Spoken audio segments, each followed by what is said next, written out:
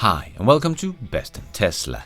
So we have to talk about autonomous driving again, because the topic has been kind of heating up over the last couple of months. And so many people don't really seem to understand what beta means, first of all, and underestimate what Tesla is doing right now and how hard they're pushing internally for full self-driving, and don't seem to be aware just how many crashes and disengagement someone like Waymo has, or Cruise for that matter. And understand that we already have many level 4 autonomous buses driving around all over the world, but fails to understand the difference between what Tesla is developing and what the rest is doing with their geofencing. That will never be a scalable solution, first of all, but geofencing also inhibit them from ever becoming a level 5 autonomous vehicle. I also want to talk about why Tesla needs to license out their full self-driving program and why this will not matter much for Tesla, that the competition will get their software. So there's a lot to talk about, and I would like to give you my take on all of this, so let's check it out and let's dive right in.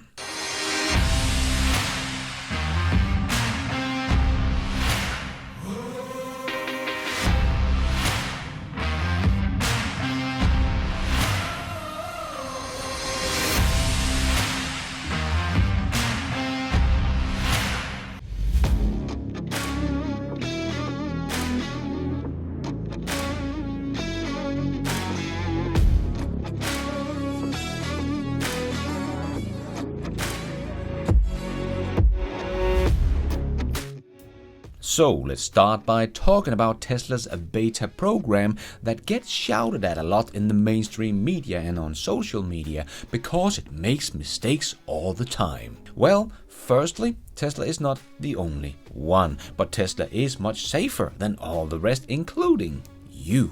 Waymo drove 2.3 million miles in California in 2021 and crashed 64 times. Yes, they crashed 64 times. One crash for every 35,000 miles. Cruise drove about 876,000 miles and had 30 crashes, one for every 29,000 miles. So these two systems are not perfect either, but you never hear about that in the mainstream media. Those two combined had over 90 crashes last year. That is over 7.5 crashes every month. We should hear about Waymo's and Cruise's crashes all the time in the mainstream media, but we don't because it's not Tesla. And Waymo has a disengagement pretty much every single day, and many people are thinking they are just driving around perfectly around the streets because they are allowed to drive autonomously. Well, they are still far from perfect. And to compare those numbers to some numbers we have from Tesla, well, in fourth quarter alone last year, Tesla recorded one crash for every 4,310,000 miles driven, in which drivers were using autopilot technology. For drivers who were not using autopilot technology, Tesla recorded one crash for every 1.59 million miles driven. By comparison, NHTSA's most recent data shows that in the United States there is an automobile crash every 484,000 miles. So Teslas with autopilot are already the safest car on the road today. Let's just take those numbers again. Waymo, one crash every 35,000 miles. You and I on the road, crashes for every 484,000 miles. Tesla on autopilot crashes every 4.3 million miles. So no, Tesla's autopilot and full self-driving technology is not unsafe. It's the safest thing out there. As Elon wrote on Twitter, Tesla publish accident statistics quarterly. They are so much better than other vehicles, it's ridiculous. And Tesla is the one you see in the news all the time about the dangerous full self-driving beta program that should be banned. Yes, if you want more people to die, then you need to ban it. Even NHTSA, which wants to investigate test the safety of their full self-driving software, has also made the top 50 list of vehicles that they have tested on the probability of injury. And the number one with the lowest probability of injury is the Tesla Model 3.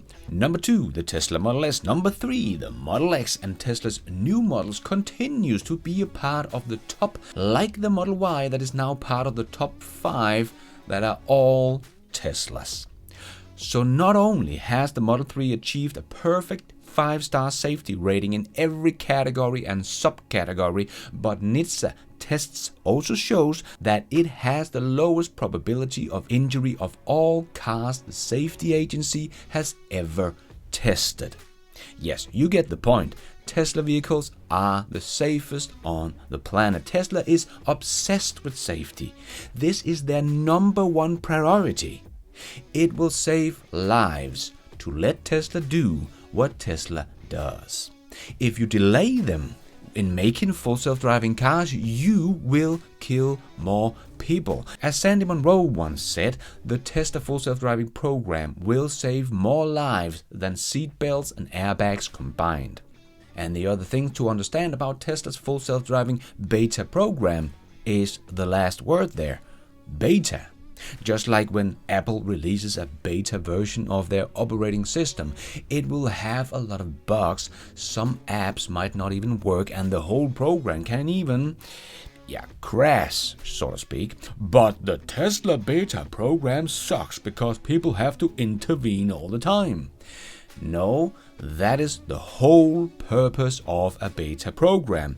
It will make mistakes. It has to make mistakes. So Tesla can teach the neural network how to drive better. It will learn from all the mistakes. If it doesn't make any mistakes, it means it didn't learn anything new on that drive. It was too easy for the car. We want it to make mistakes. That's the whole purpose of a beta program. But it is so dangerous.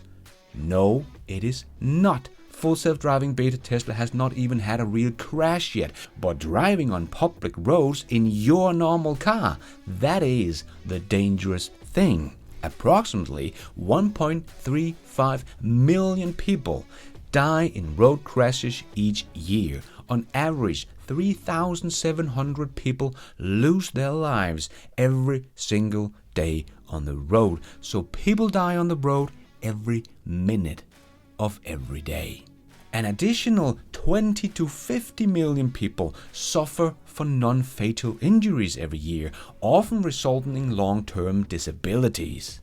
And people are screaming about how Tesla's full self-driving software is dangerous? No, my friend. You and I are the dangerous thing on the road.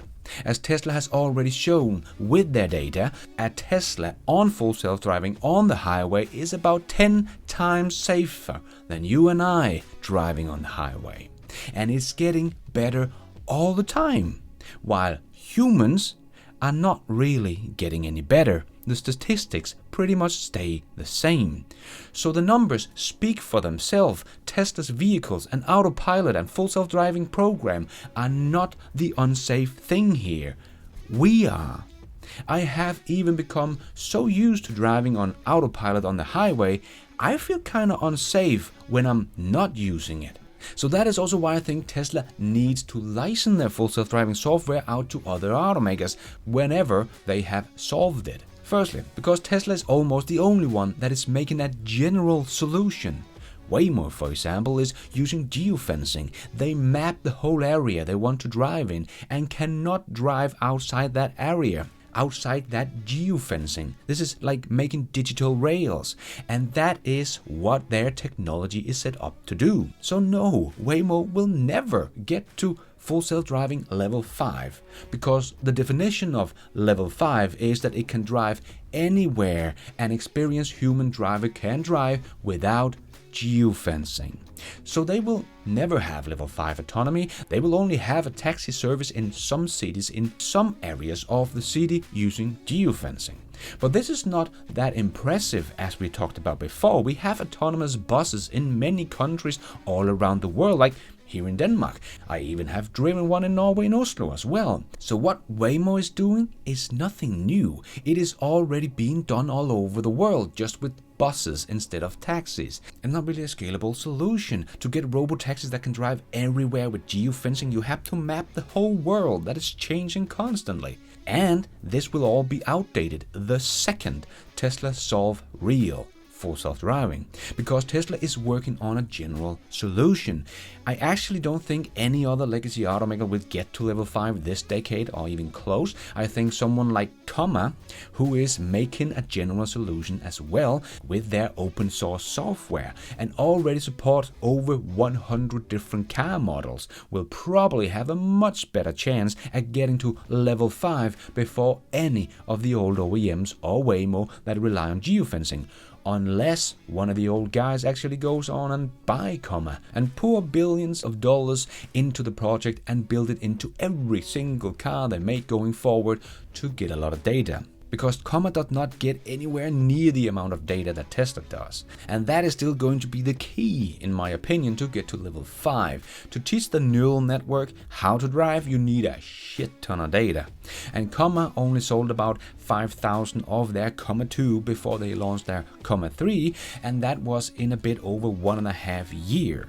Tesla will get 5,000 cars on the road every single day here in 2022 or thereabout, all collecting data for Tesla.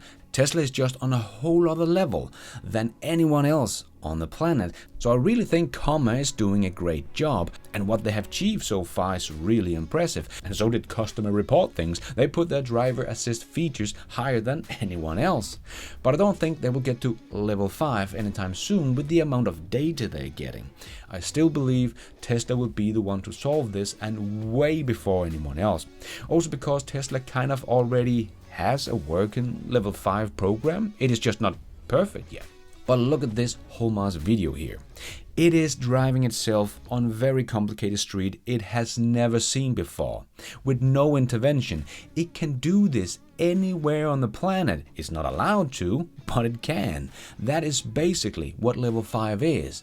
But as we talked about, it is still a beta program, so it will make mistakes. So Tesla's full self-driving software is still not good enough to be called level 5, because it still needs a human to keep an eye on it and take over when, not if, but when it makes mistakes.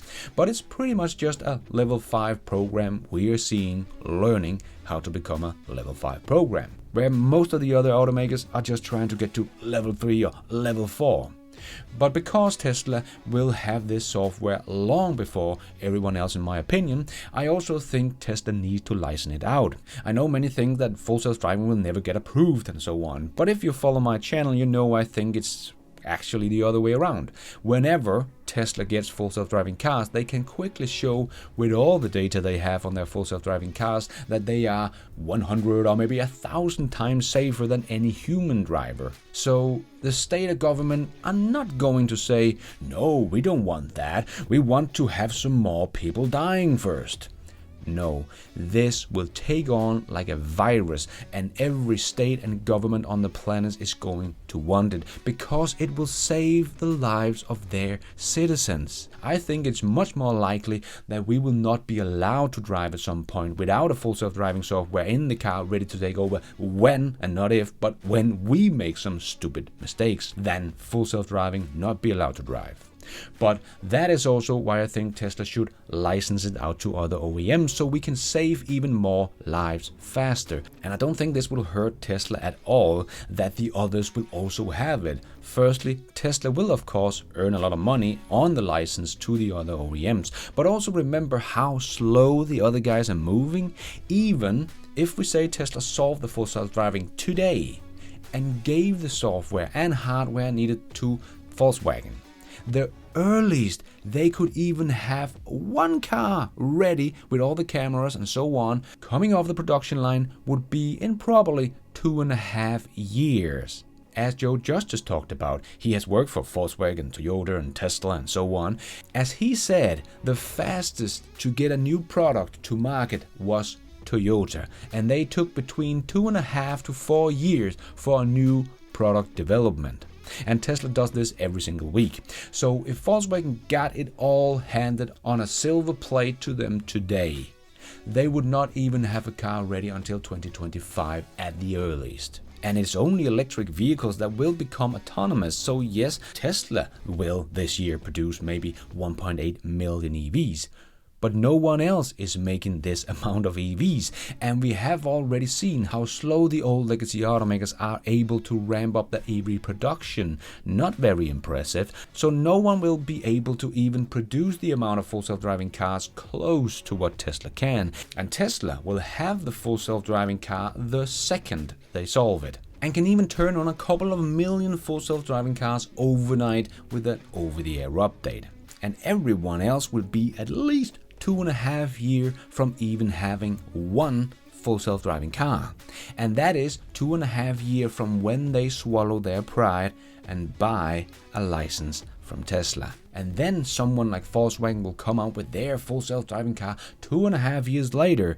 Well, Tesla will have made about 2,500 changes to their car, making it even better in every single possible way, faster to produce, cheaper to produce, and with a much better software experience and entertainment. And Volkswagen will have one full self-driving car. So, even if Tesla starts selling license to everyone else, Tesla will still be the dominating player in the full self-driving game for years to come. And everyone else, of course, will be paying Tesla for the license. So yes, I don't think many people really get the difference between what Cruise is building and what Tesla is building. If you haven't seen my video about Tesla's AI, I will leave a link down below. But I think Comma is going much more in the right direction than any other automakers. But Tesla is truly building one piece of the puzzle to general AI with solving vision. Tesla's full self-driving is not unsafe. It's the safest thing out there, with a human helper behind the wheel for now, but the numbers don't lie. And Tesla will not lose much by selling license to other OEMs for their full self-driving software, because they are moving so slow both in making new products and ramping up EVs. And Tesla will just make an over-the-air update and they will have a couple of million full self-driving cars on the road, making the roads a much safer place to be. We need full self-driving to save the millions of lives we lose every single year. Someone's mother, someone's father, brother, or child from bad human driving.